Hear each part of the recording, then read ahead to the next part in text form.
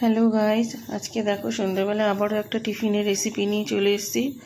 আজকে মোচার চপ বানানো দেখাচ্ছি একদম ঘরোয়া পদ্ধতিতে। দেখো মোচাটা আমি একদম মোচার মাথার দিকে একদম আগার দিকে কুচি কুচি মোচাগুলো বেছে আর বয়েল করে নিয়েছি ভালো করে, সাথে আলুটাও ছোটো ছোটো করে কেটে বয়েল করে নিয়ে দেখো মাখিয়ে নিয়েছি। সাথে একটু ধনেপাতা নিয়েছি, একটু বেসন দিলাম, তারপরে একটু কর্নফ্লাওয়ার দিলাম, পরিমাণ মতো কর্নফ্লাওয়ার দিয়েছি। তারপরে দেখো ধনের গুঁড়ো দিচ্ছি, তারপরে দেখো জিরের গুঁড়ো দিলাম পরিমাণ মতো, যতটা মাখাবে ততটা পরিমাণ বুঝে দেবে। তারপরে দেখো লঙ্কা কুচি করে রেখেছি, লঙ্কা কুচি দিয়েছি, আমি লাল লঙ্কার গুঁড়ো দিইনি, কেন লাল লঙ্কার গুঁড়োটা সবসময় ঠিক না। এবার পরিমাণ মতো লবণ দিয়ে দেখো ভালো করে মাখিয়ে নিলাম। খুব সুন্দর মাখাতে হবে, যেহেতু মোচাটা একদম কুচি ছিল, খুব সুন্দর বয়েল হয়ে গেছে, ওই জন্য টেস্টটাও হবে। এবার দেখো মাখাচ্ছি আমি ভালো করে। তার আগে আমি কড়াইতে ফ্রাই প্যানে তেল গরম বসিয়ে দিয়েছি।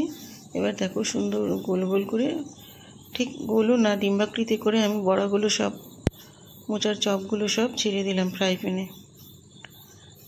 স্টিমটা একদম কমিয়ে নিয়ে দিতে হবে, নাহলে পোড়া লেগে যাবে নিচ দিয়ে। দেখো এইভাবে সুন্দর করে সাজিয়ে সাজিয়ে বেশ ডিম্বাকৃতির মতো সাজিয়ে সাজিয়ে বড়াগুলো আমি দিয়ে দিলাম, মোচার চপগুলো।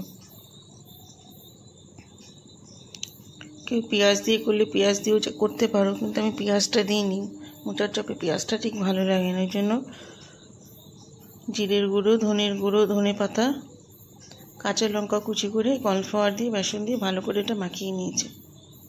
এখানে জল লাগবে না, যেহেতু আলুটা বয়েল করা আছে, মোচাটা বয়েল করা আছে, জল আর লাগবে না, জল ছাড়াই তোমার মাখানোটা হয়ে যাবে।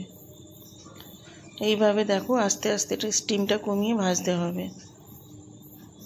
তোমরা সবাই সন্ধ্যাবেলায় টিফিনটা বানিয়ে খেতে পারো, দেখবে খুব টেস্টি একটা খাবার, একদম ঘরোয়া পদ্ধতিতে। সবাই লাইক করো, কমেন্ট করো, শেয়ার করো, আর অবশ্যই সাবস্ক্রাইব করো। সবাই খেয়ে বানিয়ে এরকম খেয়ে জানিও, আমাকে কমেন্ট সেকশনে জানিও। এরপরে নিত্য নতুন তোমাদের খাবার দেখাবো।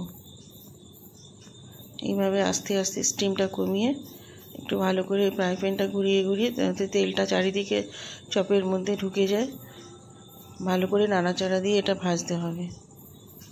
সুন্দর মুচমুচো করে ভাজতে হবে, যাতে ভেতরটাও মোচার চপের ভেতরটাও যেন ভালো করে ভাজা হয়। এইভাবে আস্তে আস্তে গ্যাসটা একটু কমিয়ে ভাজতে হবে। দেখো মোটামুটি প্রায় ভাজা হয়ে এসছে।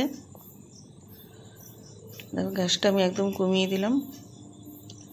এইভাবে আস্তে আস্তে একটু সময় নিয়ে ভাজতে লাগবে, তাহলে চপটা একদম মুচমুচে হবে। তোমরা সবাই বাড়িতে এইভাবে বানিয়ে খেয়ে দেখো, খুব ভালো একটা টেস্টি খাবার।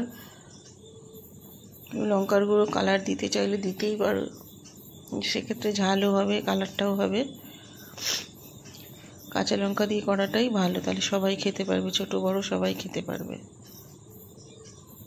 দেখো তেলও খুব বেশি লাগেনি, ফ্রাই প্যানে করলে তেলটা একটু কমই লাগে, খেয়াল করে দেখবে সবাই। দেখো ভাজা হয়ে গেছে, এরকম মুচমুচে হয়েছে, আওয়াজটা শুনতেই পাচ্ছ সবাই, খুব সুন্দর ভাজা হয়েছে। দেখো এভাবে সবাই খেয়ে আমাকে কমেন্ট সেকশনে জানিও, আর সাবস্ক্রাইব করো। দেখা হবে নেক্সট ব্লগে।